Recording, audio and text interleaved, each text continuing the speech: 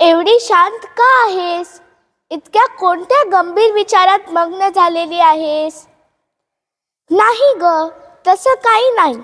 मी वेगळ्याच गोष्टीबद्दल विचार करीत होते.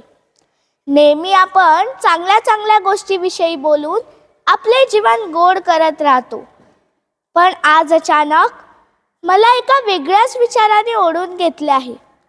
आणि ते म्हणजे मला न आवडणाऱ्या गोष्टी. अरे वा, म्हणजे काय? सगळ्यांनाच काही ना काही न आवडणाऱ्या गोष्टी आहेतच. तुला काय आवडत नाही? अशा अनेक गोष्टी आहेत ज्या मला खूपच त्रासदायक व कंटाळवाण्या वाटतात. खरंच? तर तू मला त्या गोष्टी स्पष्ट करून सांगशील का? पटवून देशील का? आपण त्याबद्दल बोलूया का? हो, नक्की. कारण मला न आवडणाऱ्या गोष्टी सांगणं तितकंच महत्त्वाचं वाटतं. कारण या गोष्टी आपल्याला योग्य व अयोग्य यातील फरक शिकवितात. तर आता मी माझ्या आयुष्यातल्या मला न आवडणाऱ्या काही गोष्टी तुमच्यासमोर मांडते.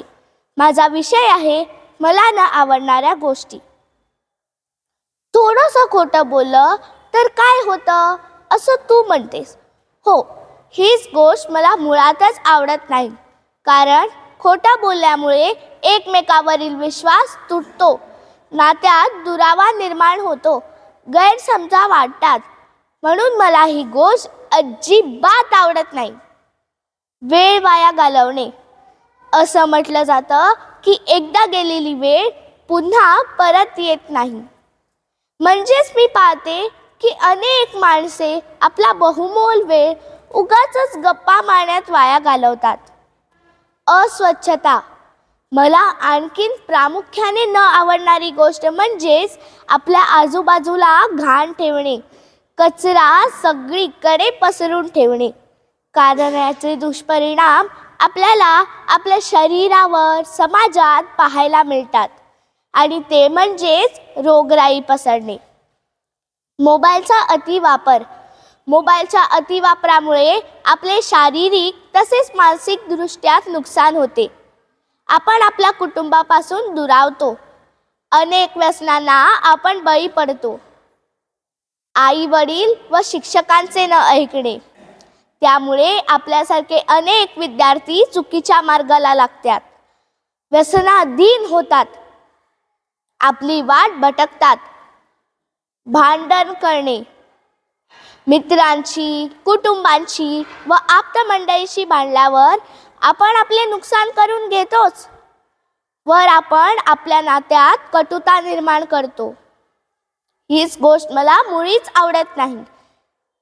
हा पहा किती ठेंगणा, याला काहीही येत नाही. अशा गोष्टी ज्या दुसऱ्यांना दुखी करतात, याच गोष्टीचा मला खूप राग येतो. आणि ते म्हणजेच इतरांची थट्टा करणे. अनेकांचा स्वभाव असतो की मागचा पुढचा विचार न करता दुसऱ्यांना काहीही बोलणे, त्यांची थट्टा करणे. स्वतःवर विश्वास नसणे. स्वतःवर विश्वास नसलेला माणूस स्वतःला पूर्णपणे हरवून बसतो. आपल्या आयुष्यात कोणतेही लक्ष्य प्राप्त करू शकत नाही. नियम न पाळणे.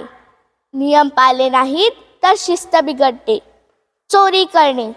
चोरी करणे हा गुन्हा असून त्यामुळे विश्वास तुटतो. वेळेवर न येणे. वेळेची कदर न करणे म्हणजेच इतरांच्या वेळेचा अपमान होतो.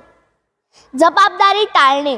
स्वतःची जबाबदारी न स्वीकारल्यामुळे काम अपूर्ण राहते. कामात हलगर्जीपणा. नीट लक्ष न देता काम केल्यास चुका होतात. मोठ्यांचा अनादर करणे. घरातील मोठी व वृद्ध माणसे आपल्या अनुभवातून आपल्याला अनेक चांगल्या गोष्टी सांगतात, पण त्यांच्याकडे दुर्लक्ष करून आपण त्यांचा अनादर करतो. अशा अनेक गोष्टी ज्या आपल्या जीवनात नेहमी सर्वत्र ठिकाणी पाहायला मिळणारी लहान सहान चुकीच्या गोष्टी मला आवडत नाही. खरंच तू किती गांभीर्याने विचार केलेला आहेस. हो ग, म्हणून मी शेवटी सर्वांना इतकंच सांगू इच्छिते की मला न आवडणाऱ्या गोष्टी टाळून सत्य, शिस्त, स्वच्छता आणि प्रामाणिकपणा स्वीकारा व आपल्या आयुष्याला गती व चांगली दिशा द्या. शेवटी मी या घोषवाक्याने माझे विचार संपविते.